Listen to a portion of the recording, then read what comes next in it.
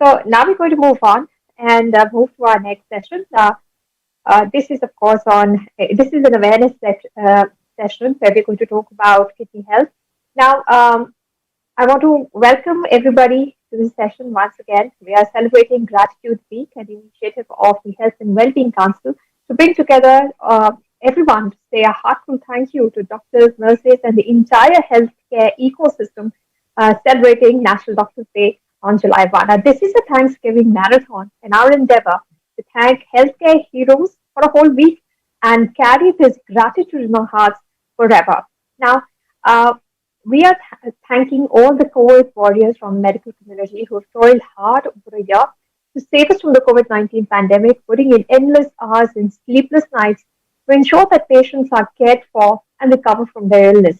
Now, everybody knows that COVID-19 impacts the lungs of patients, but now we have come to know that it can also cause severe and long-lasting harm in other organs, including the heart and kidneys. Now, people with kidney disease are among those who are at a higher risk of more severe illness. Patients on dialysis can have a weak immune system, and those who have undergone a kidney transplant need to take anti-rejection medicine, which are known to be immunosuppressant medicine. So, how are COVID-19 patients with renal issues managed? What can these patients do to minimize their risk? These are some of the issues that we will discuss in this session. We're very happy to welcome a team of top nephrologists to talk to us about renal health or kidney health during the tough times of a pandemic. Please welcome Dr. Dilip Kumar Pahari, Senior Vice Chairman, Director and Senior Consultant, Nephrology, MEDICA Superspecialty Hospital, Dr. Dilip A Kirpalani, Nephrologist and Kidney Transplant Physician, Bombay Hospital, Dr. Pratik Tripathi, Director, Department of Nephrology, Blood Purification Therapy and Renal Transplant Medicine, NIMS Hospital and Medical College, Jaipur. And we are waiting for Dr. Dave to join us. I will give his introduction. It is Dr. Keyur Dave, Senior Consultant of Nephrology, Jaslok Hospital and Research Center, Mumbai, who will be joining us in just a matter of minutes. And I would like to welcome all our esteemed nephrologists who have joined us on this show. Thank you so much for spending the time to join us here. Now, I would request Mr. Kirpalani, I'll come to you first. We know that COVID impacts the health of patients by affecting their lungs primarily. But now, as the days go by and we have more information and data on how the disease impacts the body, we're seeing that kidney is also getting, impacted as one of the organs. Now, in your practice, what have you seen in the last 1.5 years? What is the prognosis like for people with already damaged kidney or lower than optimal kidney function contracting COVID? What happens there? So, by and large, we have seen that whenever a dialysis patient, particularly in the first wave, patients on hemodialysis got COVID, they did really badly, particularly in the first wave. Although now things are better, maybe because we were also new to this disease at that time.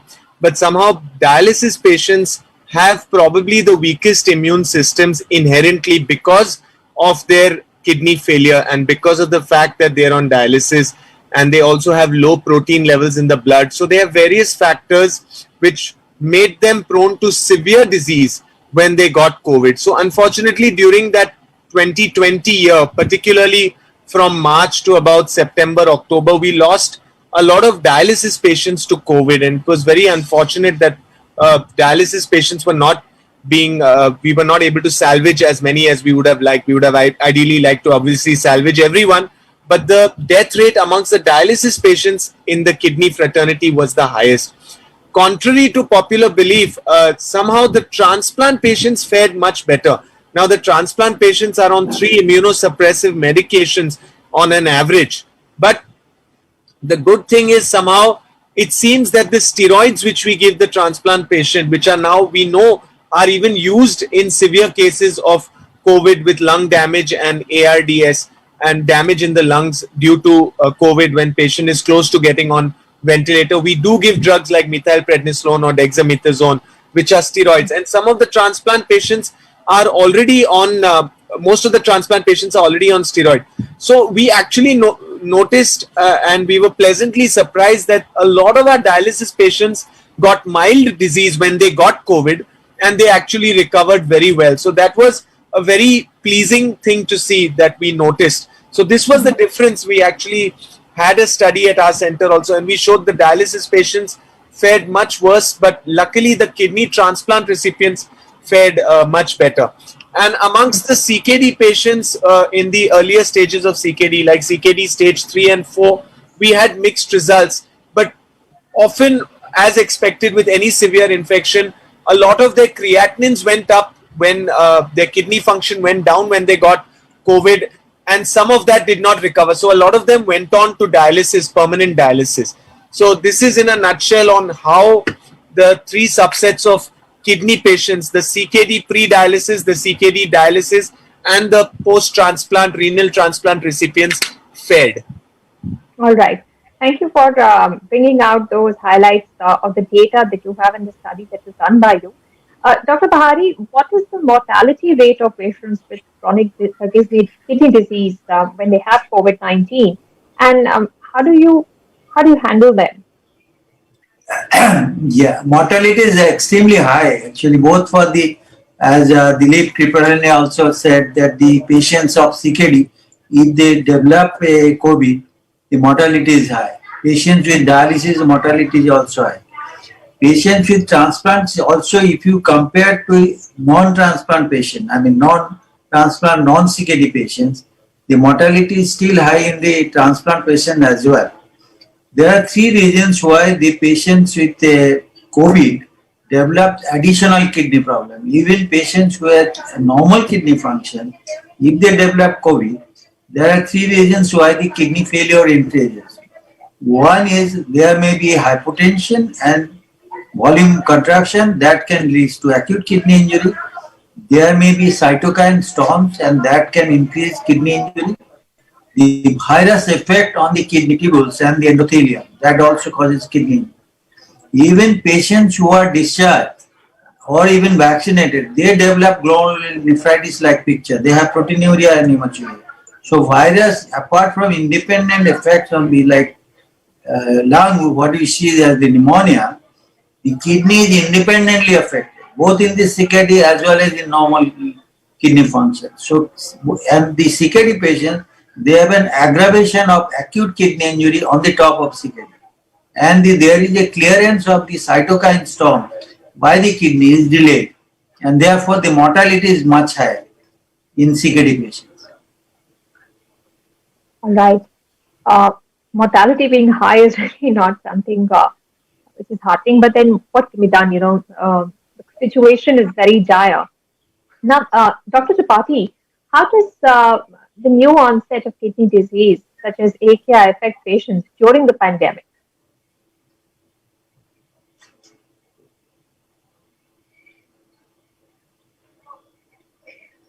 Dr. Tripathi, you're on mute. We can't hear. Could you please unmute yourself?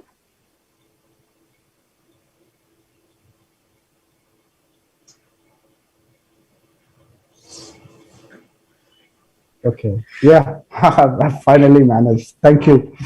Your question was regarding the new onset of kidney disease, such as AKI. How does that affect patients during the pandemic? Wonderful. Initially when the reports started coming in, people basically focused on the lungs. They thought that, okay, this is a lung disease. But ultimately, when it spread all over the world, and you have various centers dealing with lots of patients, so now the data started trickling in about the involvement of other organs, and it turned out that the kidney was a very important organ here.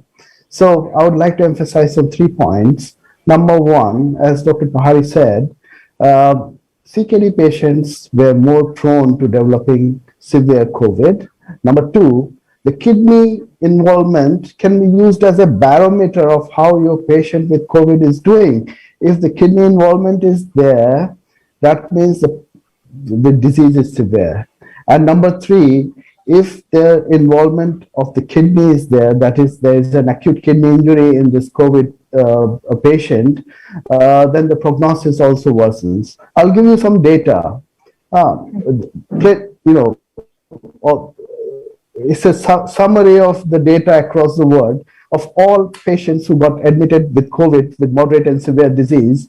Approximately 20% developed acute kidney injury, and approximately 25% of all these hospitalized patients were in the ICU, and 50%, up to more than 50%, as a matter of fact, developed acute kidney injury.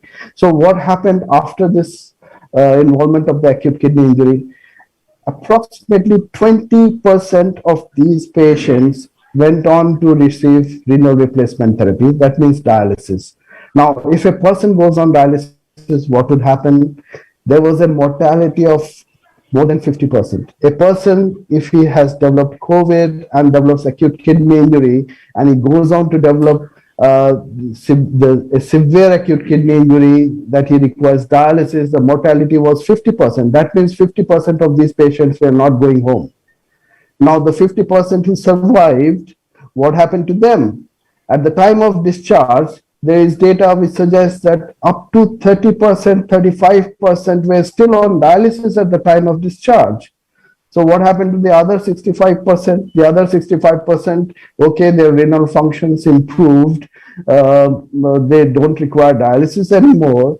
But for many of them, the renal function didn't come back to baseline. Dr. Kirpalani talked about this. And now we have a large pool of patients sitting at home. And over the next few years, what's going to happen? We know CKD is incurable disease. It's a progressive disease, and their creatinine is not going to stay where it is right now. It's going to progress. So over the next few years, we are going to see a lot of patients progressing to the point of requiring dialysis. So a person, if he develops acute kidney injury, it's like saying कि उसकी जिंदगी पे ग्रहण लग गया है. It's like saying that, you know. So things are as bad as that. So kidney is a barometer of how your patient is doing, wherever, not only COVID, other illnesses as well. So it seems like chronic kidney disease patients are pretty high risk. When we are talking about those with hypertension and diabetes, people should also be careful, especially those patients who have suboptimal kidney functioning or kidney disease. Now, Dr. Kirpalani, I wanted to understand from you, what are the dietary precautions for chronic kidney disease patients? Because I know from my friend's mother's experience, life becomes, quality of life of somebody who had kidney disease really deteriorates quickly. So what dietary precautions should they take? Anisha, that question is for me? Yes, Dr. Kirpalani, the question is for you. Yeah, so the dietary restrictions differ from patient to patient. Am I adequately audible, Ms. Anisha? Yes, we can hear you. Yeah. We can hear you. Please go ahead. Yeah, so it also depends a lot on which stage of kidney disease the patient is in. So typically in the pre-dialysis stage, when the patient's creatinine is high, but the patient is not yet on what we call renal replacement therapy, that means dialysis, or the patient has not had a kidney transplant, we are trying to conserve the kidney function. And typically there, what we need to do most importantly, first of all, is protein restriction, because protein and nitrogen component of protein is bad for the failing kidneys. So you want to reduce the load of nitrogen on the kidneys. You want to reduce the protein load on the kidneys. So you have to restrict protein intake in the diet, and yet this is a double-edged sword. The protein restriction is almost always a double-edged sword, because if you overdo it, then you can create protein energy malnourishment, which leads to further problems, makes the patient vulnerable to infections, and that could lead to an increased chance of death or hospitalization in the patient. So it has to be, it's a very fine balance which we have to strike, and we often take help in our clinics and our hospitals from qualified renal dietitians. We give them the formula as to how much to restrict, and although we restrict the total quantity of protein, we make sure we give adequate quantity of what we call the first class proteins. So we are trying to improve the quality of protein intake and yet reduce the quantity of protein intake. So that's one aspect of it. And this can become very tedious and difficult a problem in somebody who has concomitant diabetes, because the diabetic patient is already been told that you have to restrict sugar, you have to lose weight if he's a little obese, and then on top of that, once he develops kidney disease, then we tell him you have to restrict protein. So it's really sad, but some patients come back to us and say, doctor, what do I eat? You're not letting me eat anything, literally. And then, so again, we have to strike that very fine balance that we have to give adequate calories even to the diabetic patient in and in the form of complex carbohydrates, and cut off the simple sugars, and at the same time give protein restriction to protect the ailing kidneys. So that's one aspect of it. Then of course, most of the chronic kidney disease patients have high blood pressure, and they have a tendency to get swelling. So we have to restrict salt in the diet and tell them to stop eating all the salty foods, the namkeen foods, which are the most tasty foods, unfortunately. Then of course there are other aspects to restriction of a dietary restriction in a patient, particularly potassium. Potassium containing foods, particularly in advanced stages of kidney disease, we have to restrict them very strictly, because potassium is something which if a normal person eats any amount of high potassium food, his kidneys will take care of it. The potassium will come out in the urine, and the body will maintain a potassium homeostasis, or what we call an internal balance. But somebody with failing kidneys, if he drinks too much juice, or if he drinks coconut water, which are high sources of potassium, then the potassium will accumulate in his blood, because the kidney is not able to throw out that potassium. And then what happens is there is a chance of suddenly getting a heart attack, or a heart stoppage rather. So potassium is detrimental to the heart in a kidney patient. So potassium becomes another major poison. So we have to restrict potassium in our patients, particularly when the kidney function is less than about 30%, which means patients are in a stage of CKD stage 4 and stage 5, and even in late stages of stage 3B, what we call it. So there is a component of protein restriction, there's a component of salt restriction, there's a component of potassium restriction, and lastly, water. Patients often ask me, how much water can I drink? So typically in the dialysis, when patients are very close to dialysis, we need to restrict their water intake also. Otherwise they get swollen. The water is not able to come out of the body.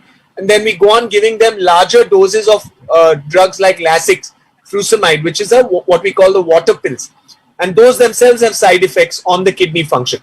So you want to strike a balance there. You want to minimize the requirement for water pills. So you minimize the water content, and we explain to the patient that the water has to be restricted to 1 liter or 1.2 liter, and that doesn't just include the water, it includes the total fluid. So anything in a cup or a mug or a bowl is water, which means dal, dahi, tea, coffee is all water for a kidney patient.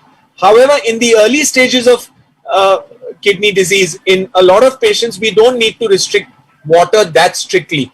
And in fact, in early stages of patients who have had stones, we actually give kidney stones. We actually give more water. We tell them to drink more water. So the water again varies from patient to patient. So this is about the pre-dialysis chronic kidney disease patient. Once the patient goes on to dialysis, the restrictions of potassium, water and salt remain the same or become even stricter.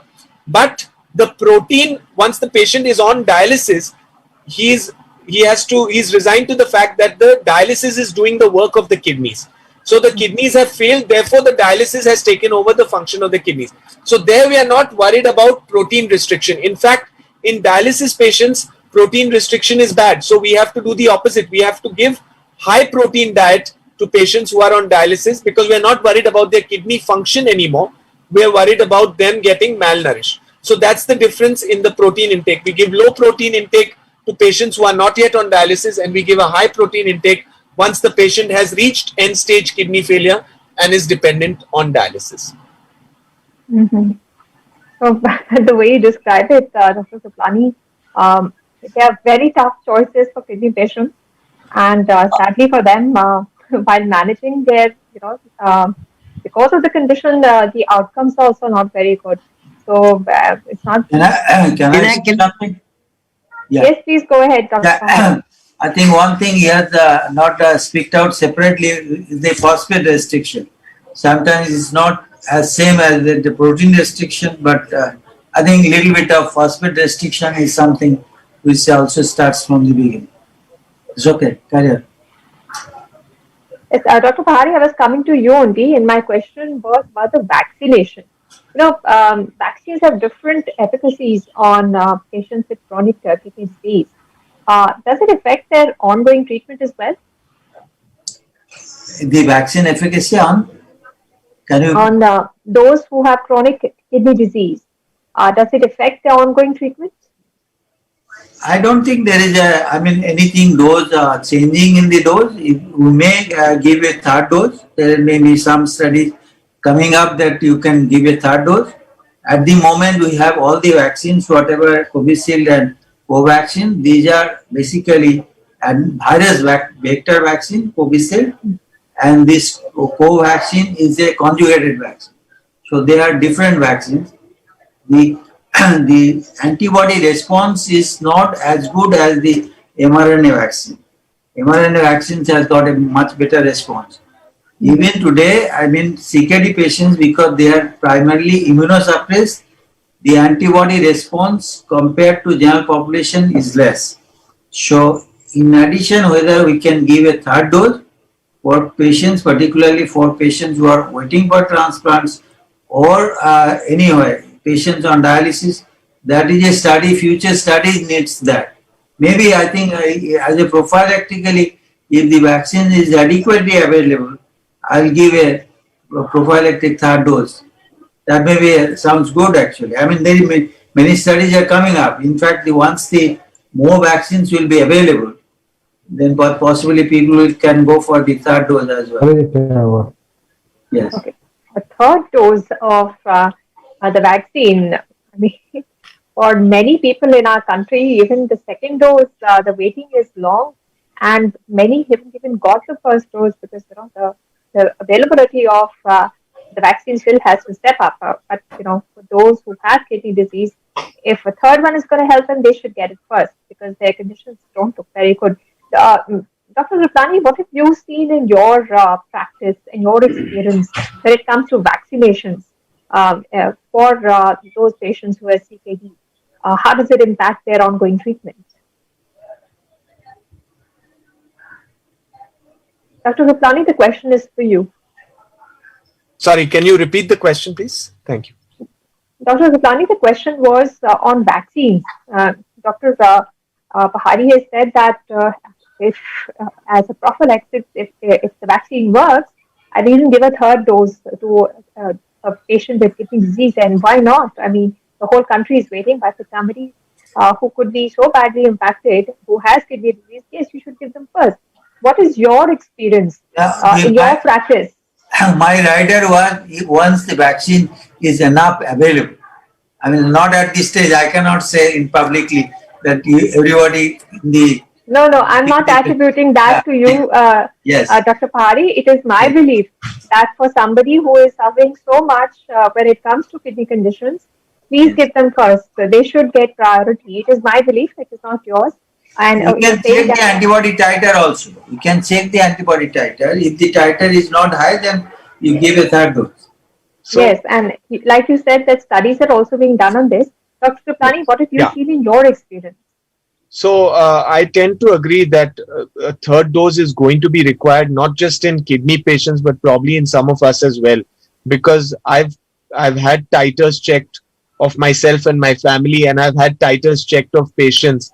And even after 2 doses, the titers are clearly not adequate. Now, if the titers are something to go by, now there is another aspect to this. There is evidence that there is something more than humoral immunity, which we as doctors know is called cell-mediated immunity. There are two types of immunity. So those types of immunities, if I may say, are not measurable. So it's not that everything to go by is the antibody titer, but the worrying thing is that there are patients who've had high titers, even those who've never had COVID, and then there are patients who've responded very poorly and their titers are close to negative. So I kind of agree with Dr. Pahari, sir, that if there is adequacy of supply of the vaccines, at some point, maybe 8, 12 or 16 weeks after the second dose, you may need a third dose. And it's an ongoing process. COVID is not going away anywhere, unfortunately. It's going to stay with us for maybe another couple of years. Who knows? So anyway, there's been speculation that despite the 2 doses which we've taken early this year, we may anyway have to take maybe at least 1 booster annually, once a year. So that's my take on this. I think it's a very good thought, but we clearly need more studies. We need more evidence that the third dose will be efficacious, and more importantly, the third dose will be safe. So that's my take on it. More efficacious, more safe, and hopefully readily available also in the near future. There are a lot of riders here. For example, Covishield or the adenovirus vaccines. If you give more doses of adenovirus vaccines, they are more likely to be thrombocytopenia, platelet counts coming down, because the antibodies to the virus vector is causing a reaction to the platelet factor 4 and causing thrombocytopenia. So if you have giving more Covishield, I mean adenovirus vaccine vector vaccines repeatedly, then more chances of thrombocytopenia.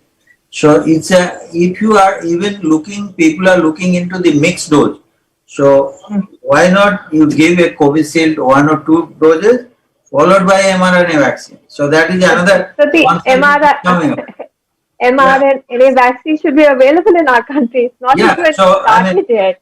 Yeah, then possibly I think that is a better idea. Then this is a evolving science. We don't know the answer as yet, but theoretically it sounds good to have another vaccine after the adenovirus vaccine.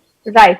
I want to come to Dr. Dave on this also. I think he also has a point to add on the vaccination theory.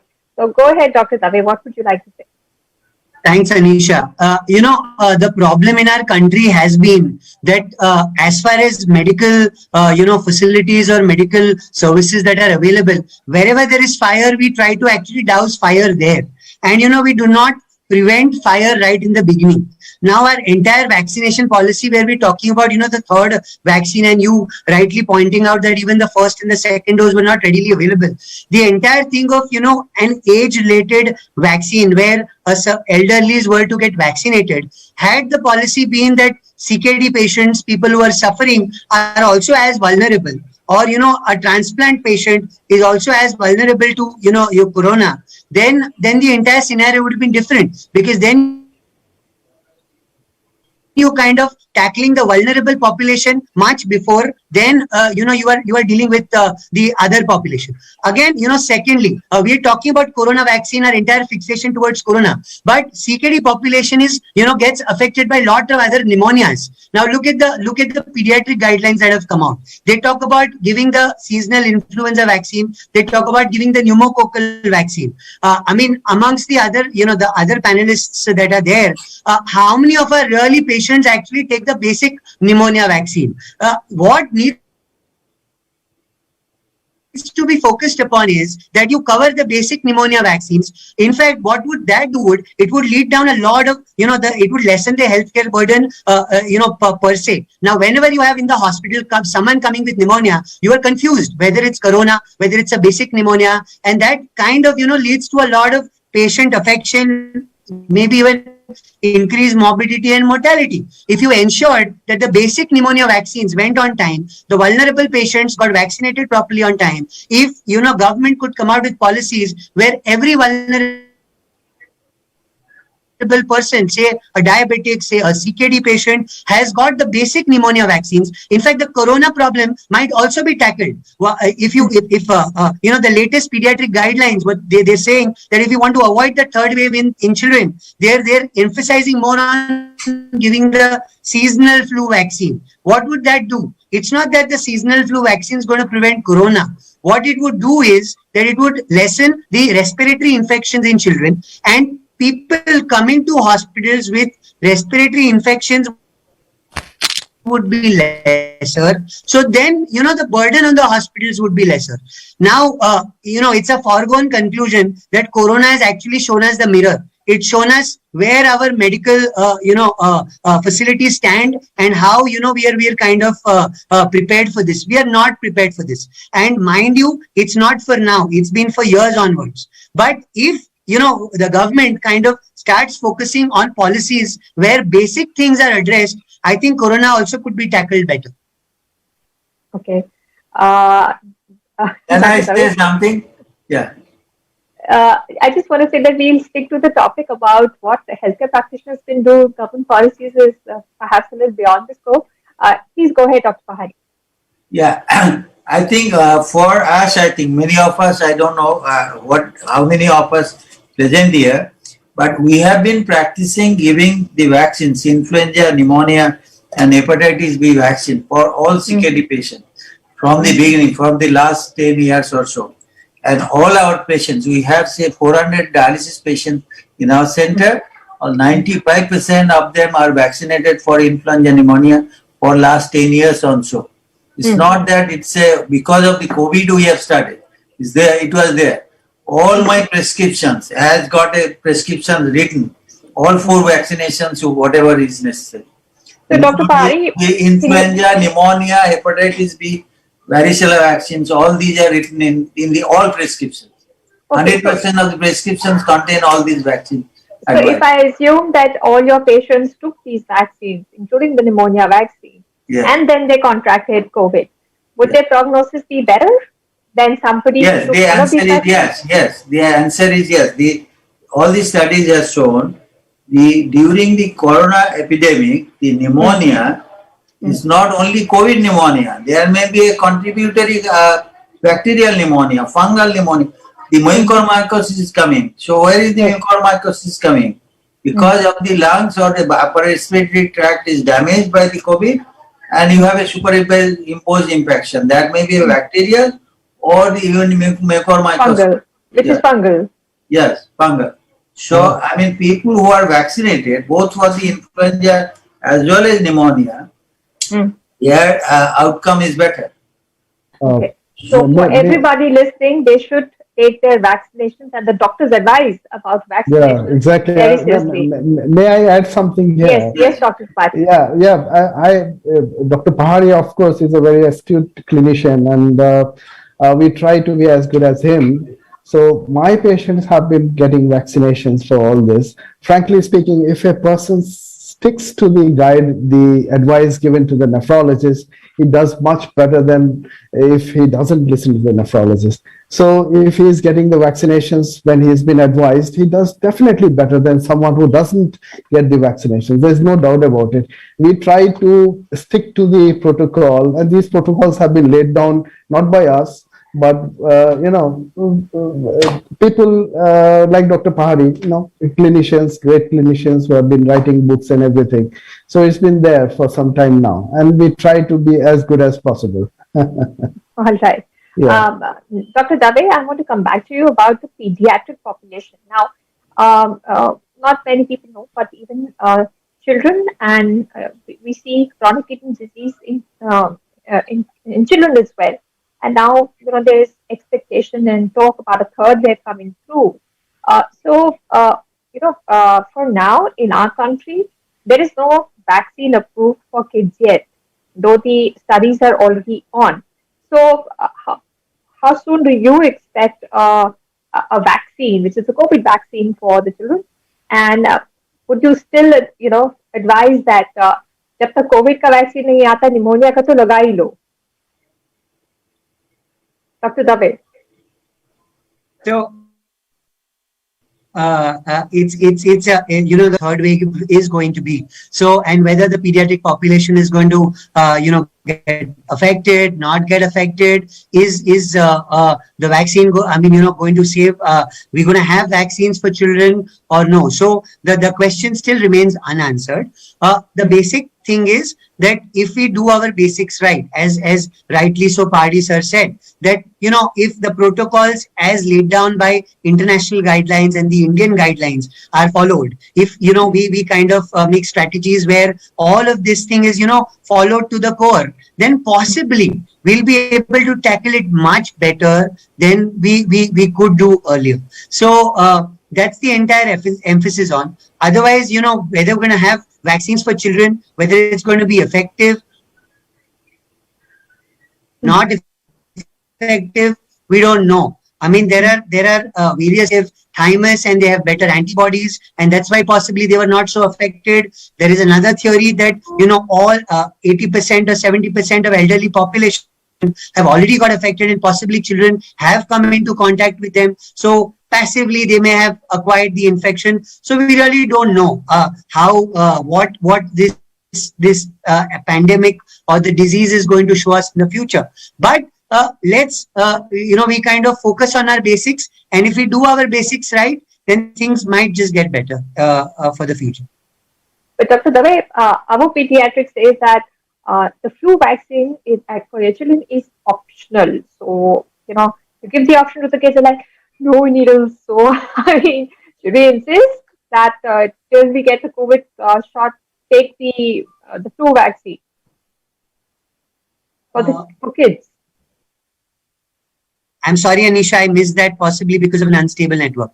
Yes, Dr. Ravi, the question is that, our pediatric advises that the flu vaccine is completely optional for kids. Now, you give the option to the kids, no child wants a shot, right? So, should we insist that our children get the flu shot till the COVID vaccine is ready for them? I mean, I am not a pediatrician to be commenting on it, but in a season where we are dealing with a lot of respiratory tract infections, where there is a possibility that the kids may get affected, it's always better to take the vaccine rather than not take it, isn't it? Okay. I mean, it's always better to be protected. Right. Dr. Kirpalani, now post the pandemic, there are waves and then we have normalcy and things open up. What symptoms should we watch out for in patients with diabetes and hypertension comorbidities? Sorry, what symptoms should we watch out for in the post-pandemic, did you say? Yes, post-pandemic situation. What should all physicians be very watchful of when it comes to symptoms, and what you watch out for in patients with diabetes and hypertension comorbidities?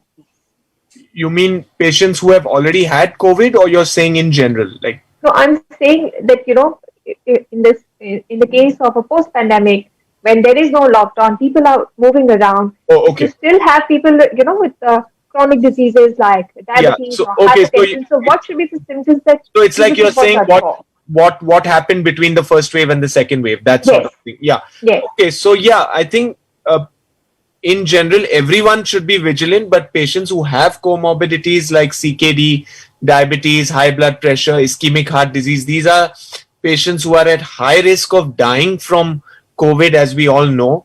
So yes, they should be wary of all typical symptoms as well as atypical symptoms of COVID. So fever, of course, is the one thing which would worry anyone now in this post-pandemic situation, now that we are coming to the end of this second wave also, at least in Mumbai, not necessarily in Maharashtra. So fever would still worry us. So the protocol for fever management has gone well beyond the realms of malaria, dengue, leptospirosis, blood culture, and the usual things we look for. We would, even in the post-pandemic phase, we would, when a person has fever, we would always think of COVID first, which we are doing now. But aside of fever, we must remember that any other respiratory symptom is enough of a red flag sign for us to worry, be it a cough, a dry cough or a productive cough, it's sometimes very difficult to distinguish for a patient as to whether the cough is really productive or dry. So a cough is a cough. It's a worrying symptom. A breathing difficulty or an excessive fatigue is another symptom which would very much worry. So we would tell our patients that at any time, if you feel unwell with any of these symptoms, you please keep checking your temperature and your saturation very regularly. That's what I do. I tell everybody, have a saturation meter at home. It's not like you can't contract COVID just because you've been sitting at home and you've locked yourself in. We've seen it happen to patients, people rather who've not even stepped out of their house. They have got COVID, maybe in mild forms, but they've got it. RT-PCR prove it. So watch out for fever, breathing difficulty, cough, cold, and other symptoms like fatigue, and very importantly, diarrhea. These would be the symptoms I would definitely would raise the antenna as to, okay, this is maybe COVID even happening now, especially in someone who's never had COVID before. All right. Dr. And loss of, what he has not mentioned is loss of taste and smell. It's a typical symptoms, I think. Yeah. Yes.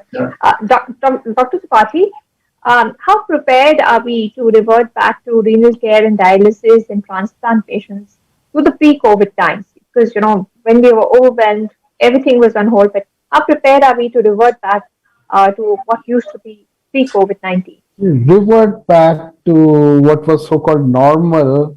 Frankly speaking, lots of us have forgotten what was normal. It's been one long year, more than a year. And frankly, I don't know when this normal will start again. At the moment, all we can do is take all the necessary precautions. During the pandemic, especially the second wave, things were so bad, it was scary. I mean, thinking about it, it gives me goosebumps.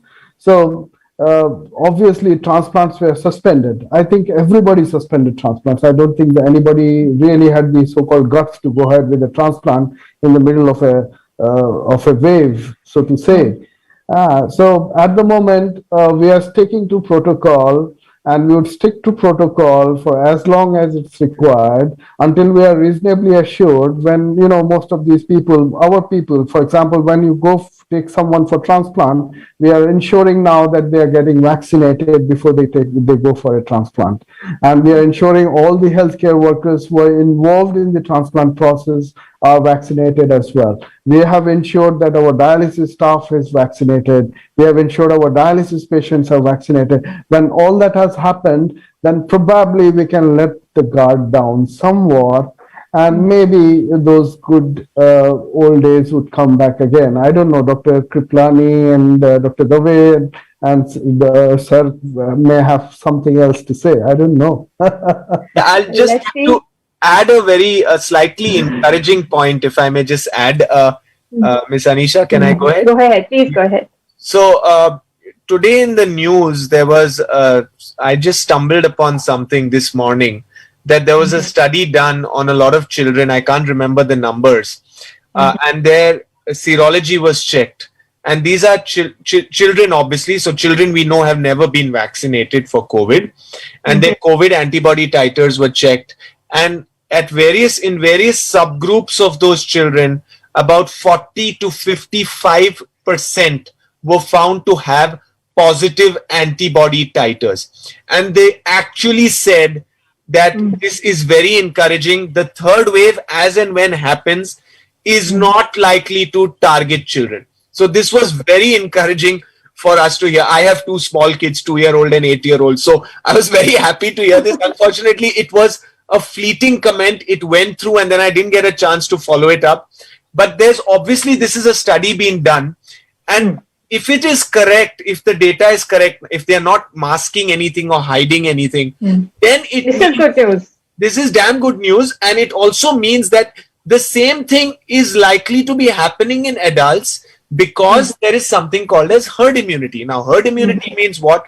That about 60 to 65% of the general population has immunity to the particular disease. And that's how the disease gets eradicated. Since you were talking about when will we come back to somewhat normalcy, when will we go back to malls and shopping theater, shopping, I think we should still not, while we hope for this, we should not get our guards down. We should No, no, still no, no. be I'm not following the for COVID once, appropriate behavior. absolutely. I'm totally for it. I'm not for once suggesting that we let our guard down. I'm just saying that maybe the end is close. The end of the Yeah. pandemic is close. Touche. Touche. All our fingers Close are maybe crossed. 1 year down the line. That close is a very relative term, if I may say. And the fact of the matter is that from this month onwards, if the government is really able to push the vaccination campaign for 18 plus, which I think they are, so that's great from on their part. It's possible that in the next 8 or 9 months, we will have about 50% of the population, at least the adult population, vaccinated, which means we may be getting close to herd immunity. This is speculation. I'm not saying it will happen. It means that a lot of more people have to be vaccinated for herd immunity to set in. But I just thought I'd share this encouraging news, especially with reference to kids. Yes. Dr. Dave, one more, one more point in this vaccination, strategy. Actually, once the virus also gets mutated, say you have alpha, beta, delta, all these mutant virus, and if you find that particular vaccine is not effective with certain strains of mutant virus, then you have to modify the vaccine, or you have to include some protein from the delta strain and include it and modify the vaccine strategy. I think so far what the literature says, our impression is that mRNA vaccines works against all these strains, and I don't know whether the adenovirus vaccines currently available, how much they are effective against the delta strains, what we have. So, it is not actually like influenza virus. We change the influenza vaccines every year. We include the new strains, and therefore that also needs a modification for the COVID vaccines as well. Yes, and this is an evolving science, because we're still every day hearing about whether, this a particular vaccine is effective against Delta and Delta Plus. So this is, still work in progress. Let's hope we get full coverage against all mutations that happen in the future. And let's hope and pray that the mutations in the future are less lethal. Dr. Dave, we're talking about a lot of resets coming in because of COVID-19. Do you think there's going to be a reset when it comes to telemedicine as well? Are people doing telemedicine because there's a pandemic? Or do you think this will, as a mode of treatment, continue beyond the pandemic times as well, say when we revert back to normal? So, rather than terming it as COVID appropriate behavior, I would put it as COVID has taught us appropriate behavior. So, it's that way, because, we used to travel to South Asian countries. We used to travel, elsewhere. We would see everyone with a mask on. And especially there is a parlance that, anyone with a cold, the screening at the airport would happen. Everyone who's suffering a cold is wearing a mask. So possibly that's the appropriate behavior which COVID has taught us, especially, the vulnerable population like the CKD population. Now, what it has done is, possibly improved our lifestyles. We've been able to, kind of sit at home, eat kind of nutritious food. The complications, which we would expect later, if you happen to speak to, our cardiologist friends during the year, the amount of cardiac problems have really gone down. Possibly whether it's the lifestyle changes which have happened, or people have taken less stress. Yes, there is stress on the work front, but again, there is a lot of lifestyle modification which has happened, which possibly has reset a lot of things. Out of which one, your question on telemedicine. So a lot of doctors, we would be hesitant to speak to our patients on a mobile screen, on a video consultation, or for that matter. It's purely because when we were taught medicine, it's ingrained into us that it's the physical checkup of the patient, physical examination, history taking is something, and then we kind of get into diagnosis and treatment. Unless something that has been taught us over the years we don't do, we feel it's incomplete. Especially when it comes to kidney patients, where history taking and is so important. But that changed. You would in Bombay, you would have almost 50% to 60% of doctors exclusively only consulting on telemedicine or video consultation. So that is taught us new ways of treating. Yes, of course, it can be done to a point. If the patient is worsening, obviously we need to call the patient to the hospital and we need to do it. Okay. It's also opened up newer avenues. Now, say my patient was stuck at Delhi and he wanted to consult me. He would, via video consultation from Delhi, he would call me up and, we could consult that. So it opens up avenues where, the rural areas which are kind of suffering as of now with lack of facilities, with the lack of expertise and all that, this kind of opens up, there are expertise available on the phone. And it is kind of resetting a lot of taken for granted things. Yes, so this is something that technology is really coming to the rescue. And now we're coming towards the close of our show, but we have a lot of questions about the care for existing renal patient pool. So I request all of you to be a little brief about your answers. So we'll do a little quick fire round. Dr. Kirpalani, has there been any change in the immunosuppressant regime for patients affected with COVID-19 who had renal issues? And do these changes come with their own set of precautions? So 1 minute. Are you asking me for a transplant patient who contracts COVID, or are you saying in general the transplants we did between say October and February when the COVID cases had declined? So the question is that for those who have been, taking immunosuppressant regimes for their transplants, so has there been any change in their regime, immunosuppressant regime, so when they were affected with COVID? Yeah, okay, got it. What are the precautions? So when they got COVID, the one important thing to do was to stop the third drug, which is what we call the anti-metabolite. That is either the mycophenolate or the azathioprine. So that one drug we would reduce or we would stop temporarily, and we would, depending on the severity, we would sometimes have to reduce the dose of the calcineurin inhibitor. That's the tacrolimus or the cyclosporin. And when the cases became moderate and they needed hospitalization, then we would have to significantly sometimes reduce the second drug as well, which is the tacrolimus, and we would have to step up the steroid. So yes, there were 2 to 3 changes in a lot of patients, which were obviously temporary. The steroid would go up and the one medicine would be taken off, and one medicine's dose would have to be adjusted a little downwards. This was the general trend in a person who's on 3 immunosuppressants because he's transplanted and he then develops COVID. Yeah. Dr. Pahari, what are your comments on drugs like rituximab in transplant patients during the pandemic, and what is the guidance for appropriate use? Yeah, during the first part of the epidemic, we used the same. We stopped the mycophenolate or azathioprine or antimetabolites. We didn't decrease the tacrolimus dose, but patients who are very severe, we lost few patients. In the second episode, when this monoclonal antibody is available, what he did in the first episode, when the first is diagnosed, in the same day we gave this monoclonal antibody. And none of the patients died actually. Most of the patients recovered. So my impression going for the monoclonal antibodies, if you have a choice and then if it is available, you better go with it. Particularly for transplant, because you stop antimetabolites and give monoclonal antibody. Results are at least we have given for 4 patients in the second episode, all of them survived. In the first episode, we lost around out of 20 admissions, 20 post-transplant admissions in a different time. It's not an immediate transplant. They are 5-7 years post-transplant. They got admitted with the COVID, and of which 4 has died. There is significant death rate. But in the second episode, none of them has died. But Dr. Pahari, what about rituximab in transplant patients? You spoke about the monoclonal.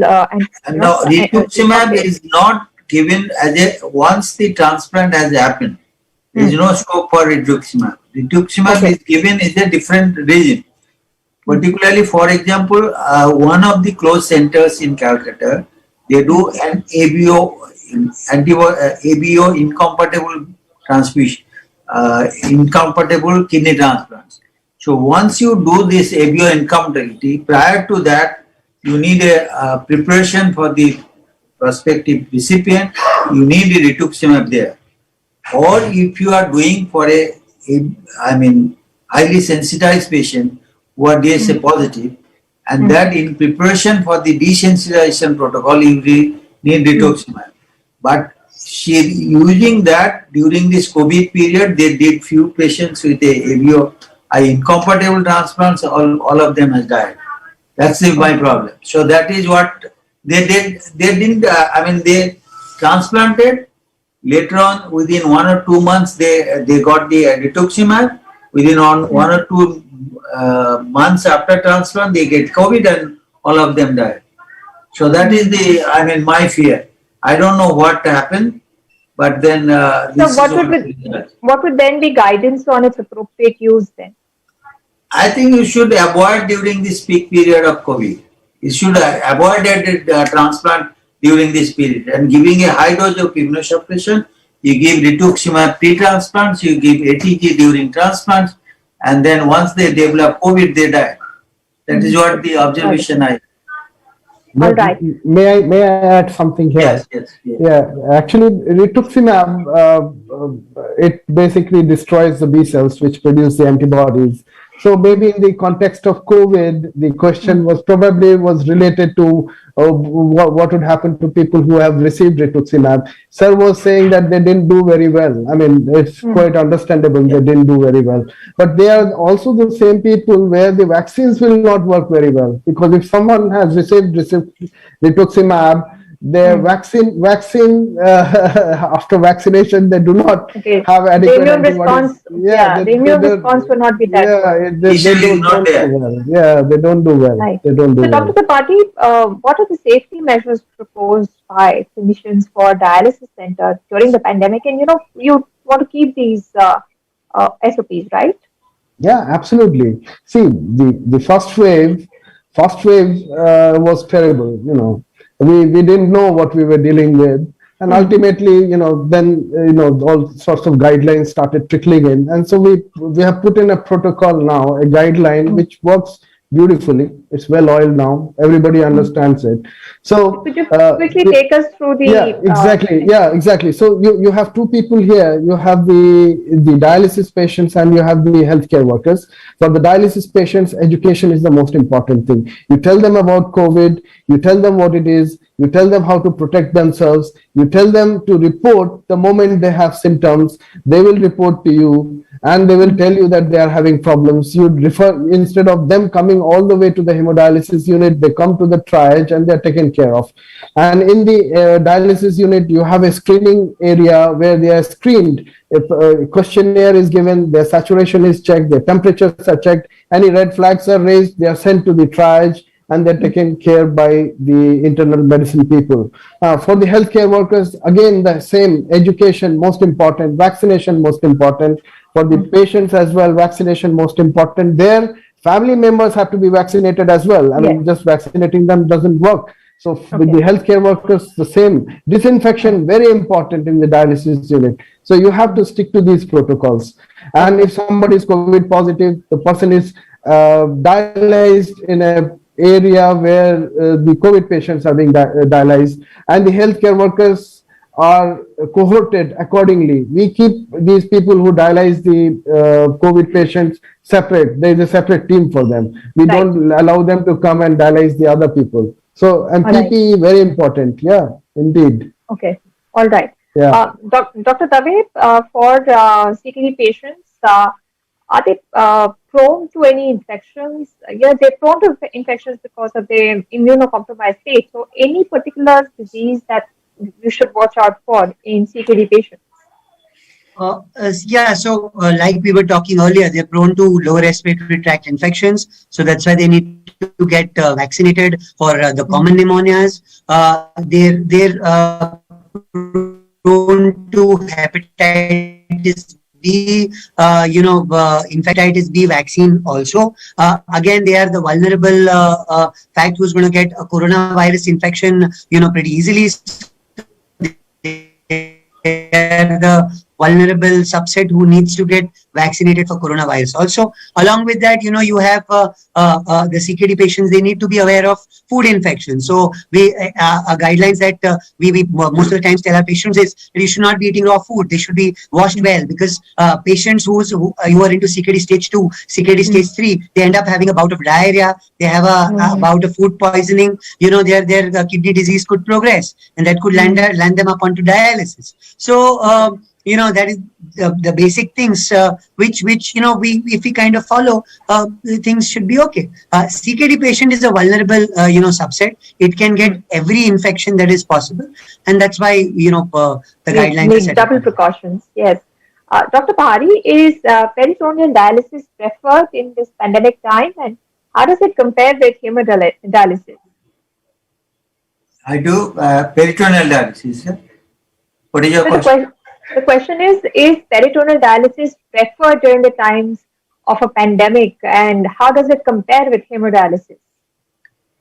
I think that's a good question, because actually, you have to see the subset of patients.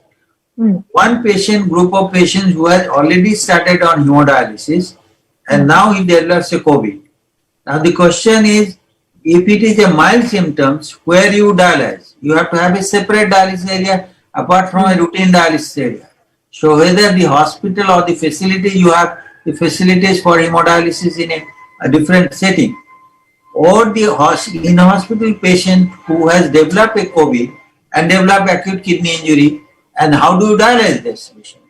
And then whether you have a dialysis facilities in a COVID area, that many hospitals don't have, and how to manage that. The patient has an acute kidney injury in a COVID facilities area, where you don't have a facilities for dialysis.